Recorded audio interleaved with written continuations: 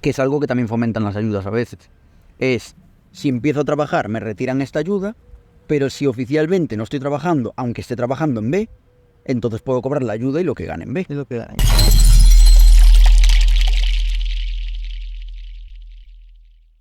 Bueno, pues si tú quieres, expónme primero el primer bloque, el del paro. A ver, esta mañana estaba, antes de conseguirnos, estaba escuchando un poco la radio para informarme de las noticias. Y un dato curioso, estaban hablando de que el paro, afortunadamente había aquí, sobre todo en Canarias, mucha gente contratada. Pero el dato curioso que estaban diciendo ellos es que a pesar de que hay mucha gente todavía que no está trabajando, que está en el paro, muchas empresas están solicitando gente para trabajar, sea en la construcción, sea en hostelería, o sea, en muchos sectores hay déficit de empleados, no se consiguen empleados. Y algo que estaba planteando la persona que estaba, uno de los tertulianos, que ahí donde va mi pregunta, es, ¿realmente las ayudas que está dando el gobierno hacen que la gente no quiere ir a buscar empleo? O sea, prefieren vivir de estas ayudas y de todo esto que le da el gobierno, y por eso necesitamos la inmigración para poder cubrir estas vacantes de empleo. Entonces, mi pregunta es, y ahí es donde viene, ¿realmente las ayudas sociales desmotivan a la gente a buscar empleo y realmente necesitamos la inmigración para cubrir estos puestos de trabajo? Bueno, hasta donde yo sé, el hecho empírico es que efectivamente las ayudas sociales son un grandísimo desmotivador para la búsqueda de empleo. Sobre todo cuando las ayudas sociales te alcanzan justo para vivir. Porque una ayuda social puntual de 200 euros mensuales, o bueno, para quien nos escuche desde Latinoamérica, pongamos $100, $200 al mes, pues eso quizá, dependiendo del país, te puede alcanzar o no. Pero si se ajusta bastante a lo que cuesta simplemente la mitad o el 75% de un alquiler, pues ya con eso sabemos que ya no te alcanza ni siquiera para pagar el alquiler. Por lo tanto, sí te motiva a buscar trabajo. Esa ayuda, digamos que es un salvavidas, un bote salvavidas para escapar del momento. Pero no te va a dejar acomodado en casa viviendo de ello. Aunque siempre tienes la economía sumergida, que es algo que también fomentan las ayudas a veces. Es, si empiezo a trabajar, me retiran esta ayuda, pero si oficialmente no estoy trabajando, aunque esté trabajando en B, entonces puedo cobrar la ayuda y lo que gane en B. Es lo que gana. Y entonces complemento ambas y no tengo por qué trabajar 40 horas a la semana, en el mejor de los casos, o incluso 50 horas a la semana, en el peor de los casos, sino que lo que hago es trabajar días sueltos, 4 días, 3 días, y eso lo complemento con los $200 que me están dando al mes, y por ahí ya sí tengo un buen sueldo trabajando menos de la mitad quizá. Por otro lado, en cuanto al tema de la inmigración, sí que es verdad que el problema es que muchas veces en puestos que requieren una baja cualificación profesional, tiran mucho de inmigración, pero también resulta que es porque el inmigrante a veces no exige los salarios que exige el nativo del país. Esto se ve muy claramente en Estados Unidos. En Estados Unidos, por ejemplo, prácticamente el 90% de taxistas son inmigrantes latinos. Casi el 90%, dependiendo del estado. Depende del estado, hay que son hindúes. Hay algunos estados que son hindúes, sí, justamente lo iba a decir ahora. Pero hay otros estados que son latinos. Lo que sí encontramos es que en casi ningún caso son estadounidenses. En eso sí estamos de acuerdo, en casi todos los estados. O sea, prácticamente la totalidad de taxistas, por nombrar una profesión, Sí. está realizada por inmigrantes. Y esto es porque en muchos casos, al ser asalariados, son los que menos tarifas cobran. Pero esto no sucede solo en Estados Unidos, esto sucede en Europa. Por ejemplo, la vendimia, cuando uno va a la vendimia, se encuentra con que el que acepta las peores condiciones de trabajo, trabajar de sol a sol, desde primera hora de la mañana hasta última hora de la tarde, y cotizando solo 8 horas porque es lo que te permite la ley, y el que acepta una tarifa mínima por hora, va a ser siempre el inmigrante.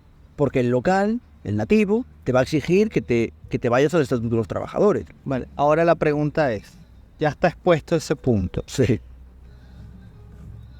¿Qué sería lo correcto? A ver, porque fíjate algo, ¿no? Podemos tener los dos extremos, ¿no? Tú puedes hablar del extremo de la derecha, que la derecha nacionalista, que habla y dice la inmigración es mala, nos quita los puestos de trabajo, el inmigrante pues trabaja por mucho menos, nos quita derechos. Bueno, y es un hecho irrefutable. Es un hecho irrefutable, eso es así. Se puede demostrar. Es O sea, es empírico. así, Es empírico. Pero fíjate algo. a los hechos me remito, lo de los taxis, Vale. es tal cual eso. Pero sí y no. Fíjate algo. Mira, algo curioso. Cuando yo llegué aquí recién a España, ¿no? Yo estaba viviendo en Orense. Y yo empecé a trabajar con un jefe gallego que tenía cinco cafeterías. Y en todas esas cafeterías, el que le tocaba el turno en la tarde entraba a las 3 hasta el cierre. ¿Ok? Y el cierre significa que es hasta que el último cliente se vaya. Claro. O sea, que no tiene horario de... precisamente te lo dice, ¿no? O sea, si viene y está 5 minutos para cerrar, te entra una mesa y se quieren quedar 2 horas, pues te tienes que quedar 2 horas. Y no son horas que te van a pagar, ni que te van a registrar en la Seguridad Social, ni todo eso, ¿no? O sea, que puedes echar, como dijo el presidente de la hostelería, que hubo un escándalo fuerte por eso, que dijo, pero si el camarero aquí toda la España se ha trabajado toda la vida media jornada, de 12 a 12, ¿no? Pues algo así, ¿no? Y entonces algo curioso es que yo me acuerdo que una vez estaba yo comentando eso, ¿no? Porque me parecía un abuso y todas esas cosas, lo estaba comentando con un cliente. Y el cliente me dice, sí, claro, me expone lo mismo, claro, pero es que es por culpa de ustedes, los inmigrantes, que se dejan estas condiciones. Le digo, mira, vamos a hacer algo bien curioso. Le digo, tú sabes cuáles son las cafeterías del jefe, ¿verdad? Y me dice, sí, vale. ¿Cuántos inmigrantes hay ahí? Estoy yo solo, ¿verdad? Todos los demás son gallegos de aquí, de Orense, de paso, ¿no? Entonces, si yo protesto siendo inmigrante y ellos que son gallegos no dicen nada, ¿a quién van a echar? Y entonces se quedó, ostras, digo, no soy yo el que está causando el problema. O sea, tienes eso puesto, o sea, porque es parte de la propaganda, ¿no? Que te venden. Bueno, es que justamente el sector de la hostelería es un sector que ya está muy quemado de mucho antes de la inmigración. Entonces, pero es que, a ver, igualmente también el campo. Lo que pasa es que, ¿qué ha pasado? España creció económicamente, la gente se empezó a preparar más. De hecho, tú ves el cambio que hay entre un policía de los años 70 y un policía hoy día. Policía antiguo, gordo, no sé qué, iba y se tomaba un trago. Hoy día tú ves policía bastante, o sea, bien, ¿no? Físicamente. Gente que va y te toma un café cuando está de servicio. O sea, ha cambiado, ¿no? Ya es más estudiado, es una persona más, antes era un tío más macarrilla. Y ha pasado con todo. ¿Qué pasa? Pues la gente ha estudiado más y se ha preparado, ¿no? Hoy día, de hecho, en Latinoamérica se tiene siempre el concepto de que el gallego es una persona poco estudiada, de campo, no sé qué.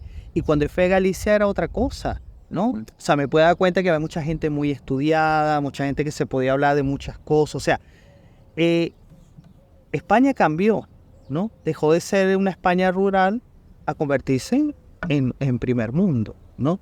Entonces, cuando eso sucede, ¿qué pasa? Claro, va desplazando y la gente ya no va queriendo puestos de trabajo precarios, que siempre han sido precarios, el campo siempre ha sido precario.